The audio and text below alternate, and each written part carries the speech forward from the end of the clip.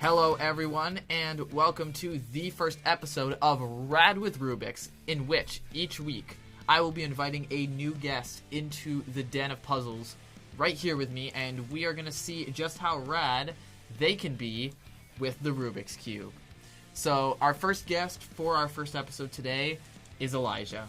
Hey, how you doing? Thanks so much for joining us today, Elijah. Thanks for having me, yeah. Yeah, no problem. So before we get into it, why don't you tell us a little bit about your career in speed cubing, as I understand that you've done competitions before. Yeah, so I first learned how to solve the Rubik's Cube back in grade 6. I competed in my first competition a few months later, and I've been competing ever since, and I'm still doing it to this day.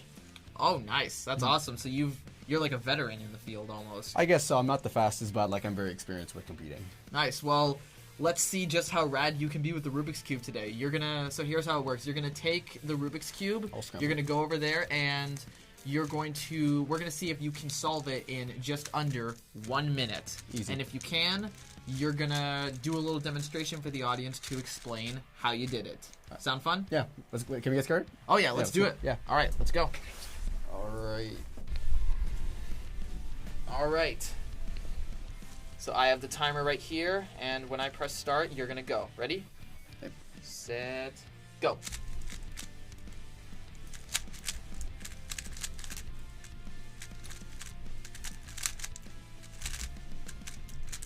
Almost 10 seconds. Oh, in just 10 seconds, you solved it. That was pretty quick. That's awesome. Is Wow, that your quicker than I expected. Do you think that's your fastest? That's your fastest time? My fastest time is 7 seconds. Oh, nice. not exactly your fastest cube But it's today, pretty but fast. you got really close. That's Yeah, for awesome. sure. So now tell me, and let's tell the audience a little bit about your method. How'd you do that? Yeah, so I used intermediate method, and if we can go back, I can definitely explain it. Yeah, let's go back. Let's go. Alright, so this is how I personally solve the cube. If you don't know how to solve, this is an intermediate method, so I won't be explaining it very well, and if I could explain it in depth, we would be here for hours. But for the sake of time, this is how I quickly do it. So I build a white cross.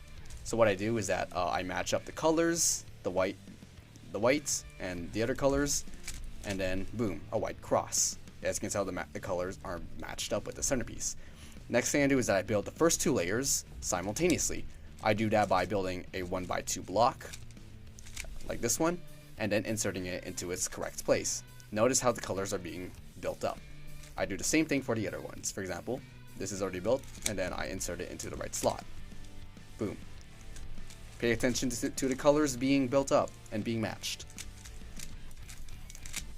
Next thing I do is that I solve the yellow face using algorithms that I've already memorized in my head. And last thing is I permutate the last layer. Again, I look at the case scenario, and then I also use other algorithms that I memorized in my head. It takes a lot of memorizing for speed cubing like that. And there we go. I solved it. That is amazing. I honestly think that you have proven for all of us today that you truly are rad with the Rubiks. Absolutely. That is awesome. Thanks for having me. Yeah. Yeah, thanks so much for joining us today on our first episode, and thank you all for watching. And tune in next week for our second episode, and we're going to see who else is truly rad with the Rubiks.